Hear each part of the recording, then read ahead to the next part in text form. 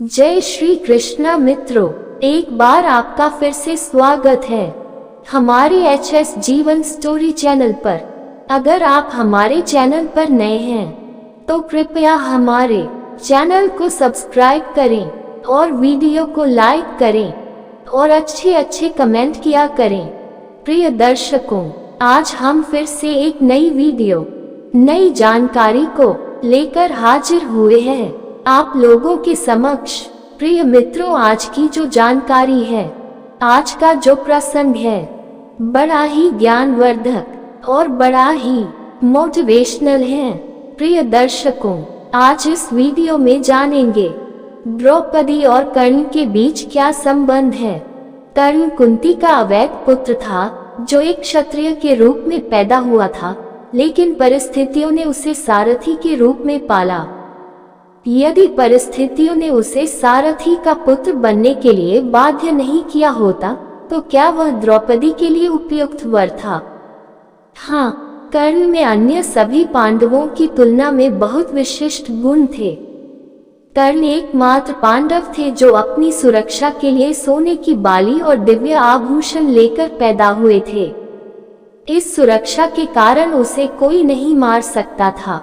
द्रौपदी का जन्म यज्ञ से हुआ था, इसलिए उन्हें यज्ञ सेनी कहा जाता था। उनका जन्म भरत वंश का भाग्य बदलने के लिए हुआ था। कहानी के अनुसार पांचाल के राजा द्रुपद अर्जुन से प्रभावित हुए जब अर्जुन ने आकर उन्हें हरा दिया ताकि वह राजा द्रुपद के राज्य का आधा हिस्सा देकर अपने शिक्षक की गुरु दक्षिणा को पूरा कर सकें। द्रौपदी हमेशा से जानती थी कि वह अर्जुन से विवाह करेगी। हालांकि पांडव और माता कुंती की मृत्यु लाख के घर में हुई थी। ये खबर द्रौपदी के लिए हृदय विदारक थी क्योंकि उसे अर्जुन से प्यार गया था।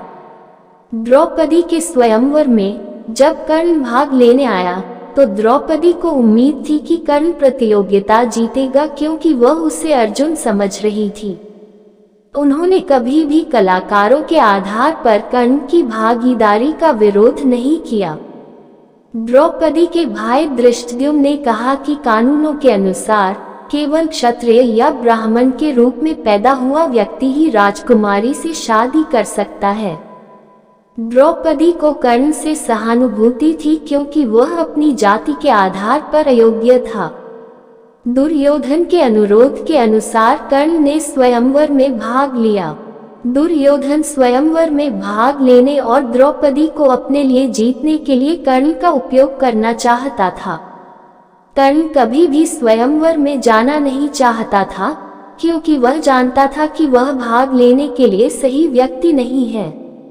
जब युधिष्ठिर ने द्रौपदी को दांव पर लगाया तो कर्ण ने उसे वेश्या कहकर अपमानित किया। वैदिक परंपराओं के अनुसार विवाह के दौरान दुल्हन को पहले चंद्र को, फिर विश्ववसु नामक गंधर्व को, फिर अग्नि को और अंत में मानव पति को अर्पित किया जाता है। यदि वह पांचवें आदमी के साथ होती तो उसे वेश्या माना जाता था।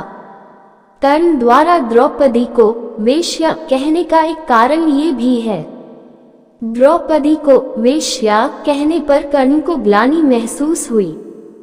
कर्ण के मन में द्रौपदी के प्रति एक नर्म दृष्टिकोण था, लेकिन द्रौपदी के स्वयंवर में उसे निम्न जाति का कहे जाने पर उसे द्वेष था।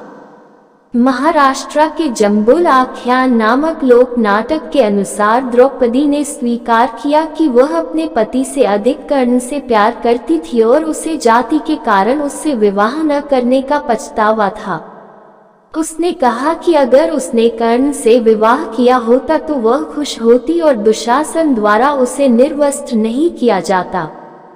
जब द्रौपदी को कर्ण के कुंती पुत्र होने की सच्चाई पता चली तो उसने कर्ण से मिलकर उसे पांडव के पक्ष में शामिल होने का अनुरोध किया और कर्ण ने द्रौपदी को बड़े जीजा के रूप में आशीर्वाद दिया और उससे माफी मांगी। द्रौपदी ने स्वयंवर में अपने भाई द्वारा की गई गलती के लिए माफी मांगी और कर्ण ने उसे वेश्या कहने के लिए माफी मांगी। कर्ण और द्रौपदी महाभारत के सबसे दुखद पात्र हैं, क्योंकि कर्ण ने हमेशा अपनी क्षमता के अनुसार वह हासिल करने के लिए संघर्ष किया जिसके वह हकदार थे। द्रौपदी ने अपनी पवित्रता साबित करने के लिए संघर्ष किया। वह अर्जुन से सबसे अधिक प्रेम करती थी, लेकिन उसे सभी भाइयों से विवाह करना पड़ा। वह अर्जुन के साथ रहना चाहती थी, लेकिन जब अर्जुन के साथ रहने का समय आया तो वह 11 साल के लिए वनवास पर चले गए।